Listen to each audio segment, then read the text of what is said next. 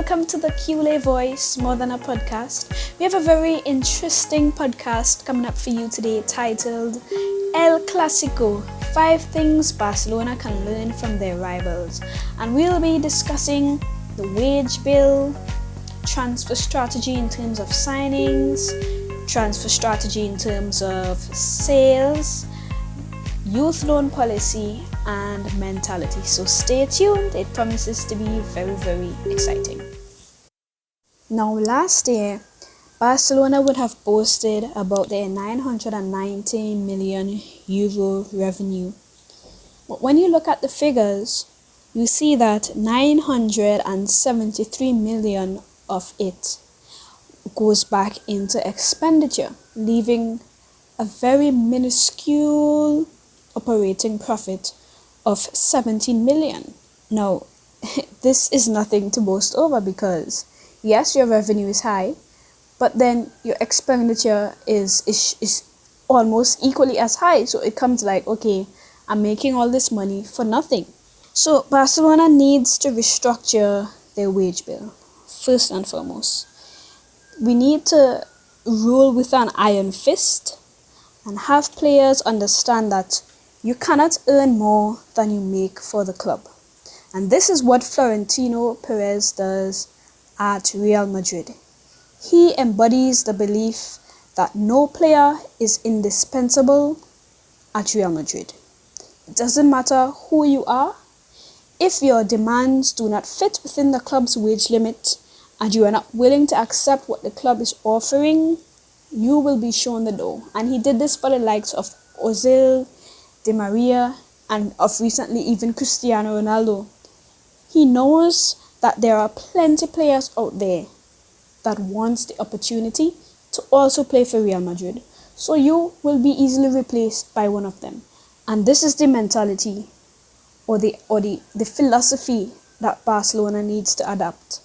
The club cannot afford to be held ransom and pay high wages, especially to players who do not contribute substantially to the commercial revenue of the club. And we need to stop, signing all these expensive players. So for instance, you sign $100 million player like Griezmann and Coutinho, right? And they're coming into the club already as, high wage earners. And then you have somebody at the club for a long time, let's say like Sergio Busquets. He's a long-serving member of the club, and he is going to look at the amount of money that Griezmann and Coutinho, who are newcomers, they are earning, and he's going to be like, wait, they are earning more than me, this is not right. And he's going to go to the board requesting a higher wage as well. And this is how the wages keep piling up and accumulating over time, because everybody is going to be looking at these newcomers coming in and going to be wanting to earn just as much as them or even greater because I was here longer, right? And when you look at it now, Barcelona's wage bill is currently 83% of the club's expenditure, and we have the highest wage bill in the world. Barcelona really needs to do better. They have to do better because it's not healthy for the long-term success and operation of the club. Now, Real Madrid know that they cannot compete with the high transfer fees paid by clubs in the transfer market on a yearly basis because this is not a sustainable model. Plus, they also need to stay within financial fair play regulations. And these thoughts were also expressed by Florentino Perez last year in an interview. And he said that, they changed their transfer strategy to paying for potential instead of finished products. Of course, yes, you are going to sign maybe like 1 or 2 finished products, but the majority of the signings now are going to be potential talent, right? And if you look at the majority of signings that they would have made in the past couple of years, Madrid would have piled on talent. And some of these signings like Renier, Rodrigo, Vinicius, Dani Ceballos, Theo Hernandez, Asensio, Varane, Odriozola, even Fede Valverde. Now, these are just some of the names. There's certainly more, and this is a direction that Barcelona needs to go. Albeit not all of them are successful with the team, but the majority of them are, or are starting to break into the team. And this is where Barcelona needs to shift their focus into buying young talent instead of overpaying for players who don't even suit our system. And I think that's the entire problem. We are signing the wrong players, right? And some of these players, when we sign them for the 100 million and they don't perform, they have poor resale values, right? And so we need to start buying more players like Arthur and less players like Griezmann and Coutinho. We need to look for our talent. Now, I understand that the club is right now aimed at short-term success because they want Messi to win another Champions League. This is all well and good, but we need to start seeing the bigger picture, and that is there is life after Messi. But if we continue the road that we are heading down, there probably won't be any life. And it's not just Messi, it's our general core of players: Piqué, Jordi Alba, Sergio Busquets, Ivan Rakitic, Luis Suarez. These are a core group of players, and we have not even started to replace any of them yet.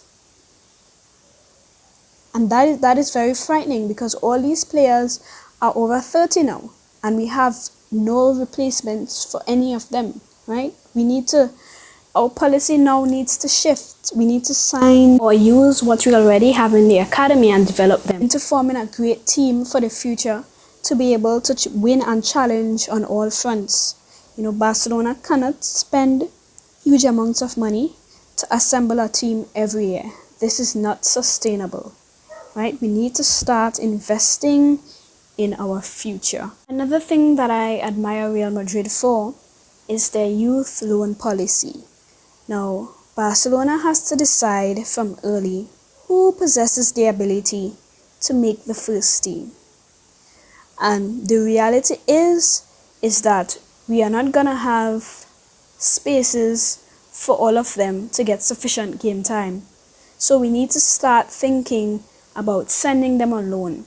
And those players that we are not so sure that might make it, we can transfer those players, but include a buyback clause so that they can grow and get the necessary minutes while we still protect our assets with those clauses. And Real Madrid have been doing this successfully with players like Dani Carvajal, Akraf, Reguilon, and Odegaard, right? Odegaard came to Real Madrid since 16 and he has just been on loan currently.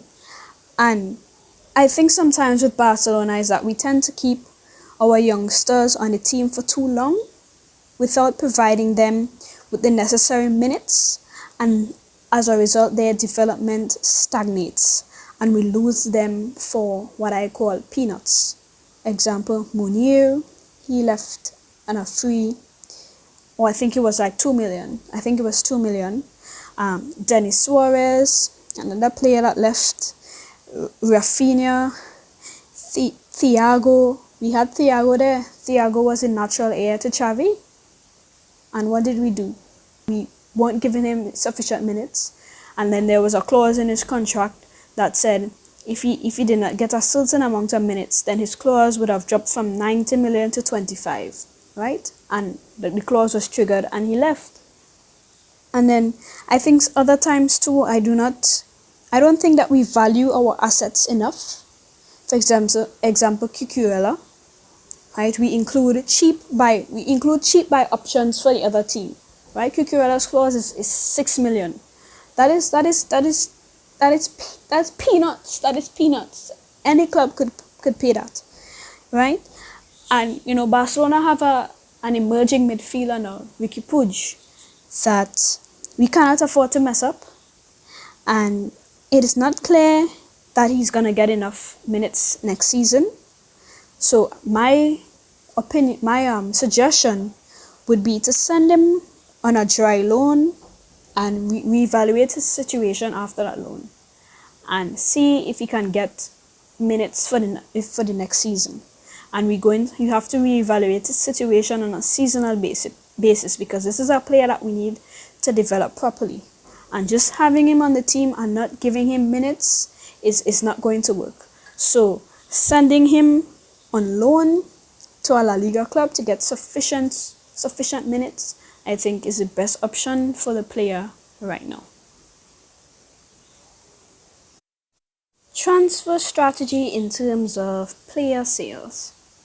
Now, although there's a philosophical difference between the handling of academy products in La Masia, which means the farm, and La Fabrica, which means the factory, it is no excuse for Barcelona's poor sales, right? Unlike Real Madrid, who get great fees for their academy youth players, Barcelona hardly ever gets a decent fee for theirs. Real Madrid would have sold Morata for 60 million, Marcos Llorente for 35, Hesse for 25 million, Theo Hernandez for 20, Raúl de Tomás 20 million, as opposed to Munir 2 million, Cucurella 6 million, Palencia 2 million, Denis Suarez 16, Carles Perez 14.5 million. And these are just, some of the recent names. It shows that there's a clear disparity between how Barcelona and Real Madrid conduct sales. Is it that we don't value our players to demand better, or are our talents, or have our talents simply not been good enough? I'm not sure. But what I do know is that a lot of it stems from our cancerous financial status. We have become so desperate to offset the expenses incurred by our 100 million euro signings from the previous season, and we have to meet this deadline by June 30th, which is because July 1st is the start of the new fiscal year. So, for instance, let's look at Carles Perez's situation. The reason why he was sold is because Barcelona had to make up 124 million euros before the deadline of June 30th. And I will expect a lot of other players to be sold because we have to make up 70 million more before June 30th. So this causes us now to accept, the bare minimum for our players. And clubs know this. Clubs know that we have to balance our books. And so they're not gonna be paying any exorbitant fees because they know that we are desperate for money, that we need the money. Mentality. Now there's a famous saying that goes like, it's not over until the fat lady sings. But Barcelona have been doing just the opposite. For the past couple of seasons during the away leg of the latter stages in the Champions League, we have looked timid, frail, brittle, weak, and any other synonym for these you can also include here, right? We have approached these games casually, believing it was already won, and this has worked to our detriment. By the time it was 2-0 or 3-0 against Liverpool and Roma, our mentality had already echoed defeat. And Jordi Alba crying at halftime during the Liverpool match, while it was only 1-0, tells you all you need to know about the mentality of Barcelona at the moment. And if we continue going in with the mindset believing that we cannot win, then we have already lost these games. We need to rekindle the mentality which fought till the end, never dies, and doesn't give up. And this is something that Zidane seems to be doing quite well at Real Madrid. He may not be the best tactician, but in terms of motivating his players and ensuring that their mentality is top notch in these big games. He has been good at that. And this is what makes the difference between winners and losers. This mentality, having the right mentality for the right situations. Thank you for listening to the Cule Voice, More Than a Podcast. If you agree or if you disagree with anything that we said, please let us know by dropping a small comment below. And don't forget to hit the like and subscribe button so that you can be the first to hear our exclusive content when it drops next week. So until next time, see you.